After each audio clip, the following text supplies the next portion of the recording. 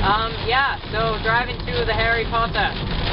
Yeah, this is happening right now. It's also lightning outside. I haven't heard any thunder yet. But, yeah, there was a rainbow earlier, actually. But that's the thing that's happening right now. Actually, it's kind of perfect for Harry Potter, and I kind of hope it... Well, actually, you know what? We're probably going to be waiting outside at the theater. So I don't know if this is a good thing. But, we'll see. Yeah, rain and stuff.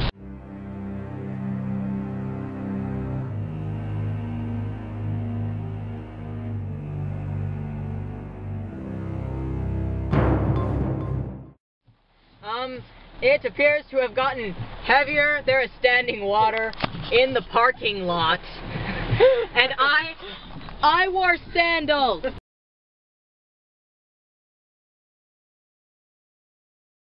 Okay, so it has been over a week since Deathly Hallows Part 2 came out. I have seen it twice. I saw it on the midnight release, and then I saw it with my family a few days later.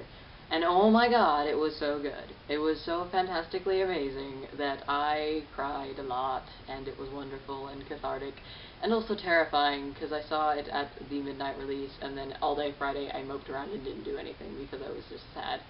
But oh, it was so wonderful. I mean, Molly Weasley's line was so wonderfully delivered by the actress whose name completely escapes me. She's so wonderful.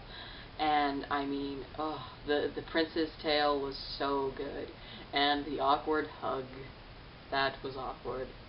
And and the whole cinema just laughs. It was fantastic. And oh, McGonagall, oh freaking McGonagall. She was always been one of my favorite characters. So was Neville, and I'm so glad that both of them like got their badass moments, which I was so happy about. And I mean, the film was so fantastic, and it amazes me that yet I'm still finding one or two beefs with it. And really it's just one. I have one. Everybody else seems to have other ones. One that I kind of agree with other people on is that, you know, I wish Fred's death scene would have been a little bit longer, but I understand why it wasn't. Because, I mean, really the movies can only be so long, and putting it in, you know, you get the idea. You know what I mean? And honestly, I'm kind of glad, because I probably would have cried my eyes out. But I was really glad they gave us that moment with Fred and George talking to each other just, like, as the battle is beginning, where, you know, George says, "Are you feeling alright, Fred?" And he says, "Oh, yeah." And I loved that moment, because to me it cemented something fantastic that they really did, or that I feel like that they did in Deathly Hallows Part 1 and 2, and they started to really separate Fred and George, because early on in the books, and even in the movies as well, you know, Fred and George are forever this unit. They're always together. They almost seem like one person, one entity. Whereas as you get into the later books, like Deathly Hallows especially, you start to see them separated. And this happens in the movies too.